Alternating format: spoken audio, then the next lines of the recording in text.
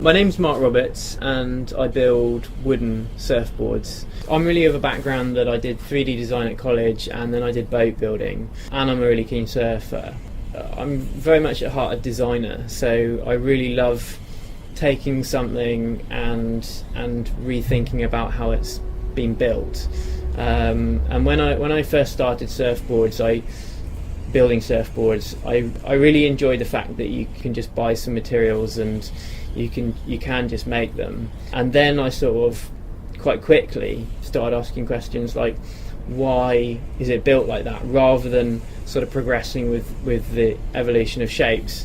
And I think that's partly because of my background, because of being a designer and a boat builder, and also shapes have been explored so much and there's still a lot of room for development with shapes. But what I felt hadn't been explored totally was new materials and different build techniques. What I've sort of always taken for granted is that the shaping will always come eventually, and it's something that's sort of like a lifelong journey, is that you just shape, and you the more you shape, the more experience you get.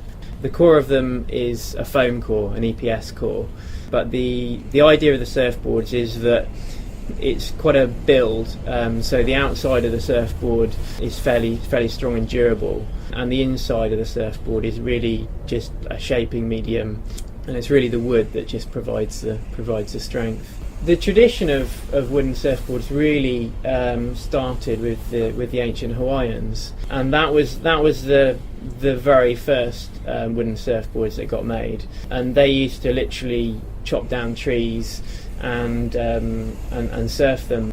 I suppose it was really sort of like the 40s and 50s where wooden surfboards were used by Americans and Hawaiians quite recreationally, but really sort of since then foam and fiberglass has sort of taken over.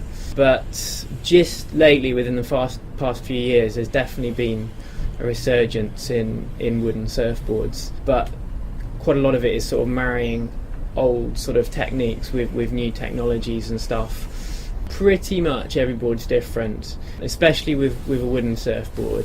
This blank here, and pretty much all the blanks I use, get shaped on a machine, a computer machine, so a CNC machine, which does eliminate quite a lot of inaccuracies that can sort of creep in when you're just doing it by hand. But everything gets finished by hand, so the wood gets put on by hand, and then that's all blended into the rails, which are also shaped by hand and glued on by hand.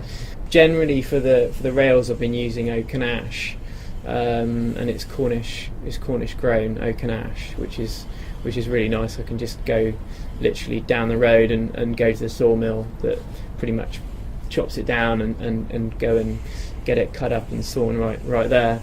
All surfboards are slightly different, and that's one of the key things about having custom surfboards and the surface shaper relationship, is that you can pretty much order something specifically for you, sort of made to measure, which is really good, because a shaper should know what's best for you in terms of, you know, your size, your paddling ability, your surfing ability, the type of waves you ride, whether you travel, stuff like that, what you've ridden in the past. So he should be able to really fix up something that's suitable for you.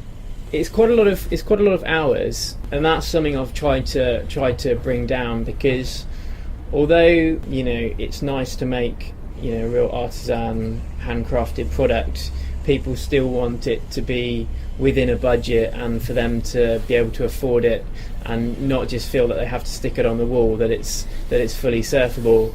So that's something I've been focusing on quite a lot lately, is how to bring the price of them down and sort of make them really surfable and affordable, because really the last thing I want to do is sort of build sort of works of art just to sort of stick on a wall. I want to, because it also is an environmental product, so I want people to be able to afford to buy them. So I sort of feel that if it is an environmental product that people can't afford, then it's sort of slightly irrelevant.